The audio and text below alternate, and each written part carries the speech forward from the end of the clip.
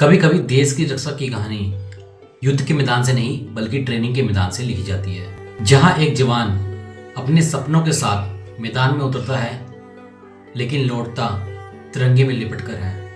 आज की कहानी हिमाचल प्रदेश की वीर भूमि के उस बेटे की है जो अपने माता पिता का इकलौता सहारा था, लेकिन अब पूरे देश का गर्व बन गया है।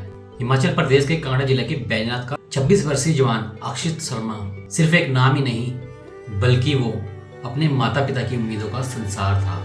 लेकिन किसे पता था कि जिस बेटे के लिए घर में शादी की तैयारी चल रही थी, जिस बेटे के लिए नया घर बनाया जा रहा था, वो तिरंगे में लिपट कर वापस लौटेगा।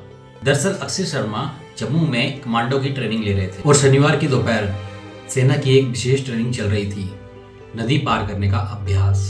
सैनिकों को मिनावर नदी पार करने की ट्रेनिंग दी जा रही थी, लेकिन इसी अभ्यास के बीच अक्षित नदी के गहरे पानी में चले गए और लापता हो गए।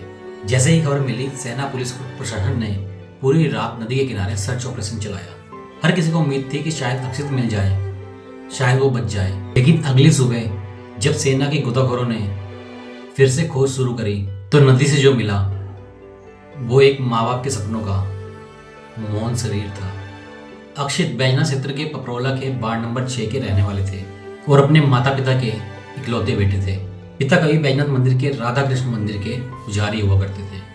पूजा पाठ से जो मिला उसी से बेटे को पढ़ाया, उसी से बेटे को बड़ा किया। और जब बेटा सेना में भर्ती हुआ तो ऐसे लगा जैसे मानो सालों की मेहनत सफल हो गई। अक्षित पिछले 7 सालों से सेना में अपनी सेवाएं दे रहे थे और पंजाब रेजिमेंट का हिस्सा थे।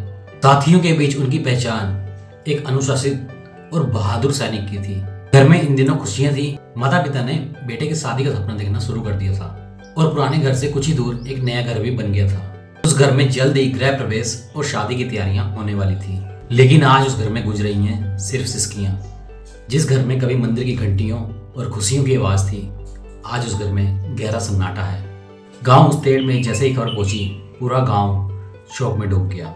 हर किसी की आंख नम है, लेकिन हर कोई एक ही बात कह रहा है, इतनी कम उम्र में इस बेटे ने देश के लिए सबसे बड़ी कुर्बानी दी। और शायद इसी को कहते हैं वीर भूमि हिमाचल का बेटा, जो अपने घर का सहारा होता है लेकिन जरूरत पड़ने पर पूरा देश उसके कंधों पर होता है।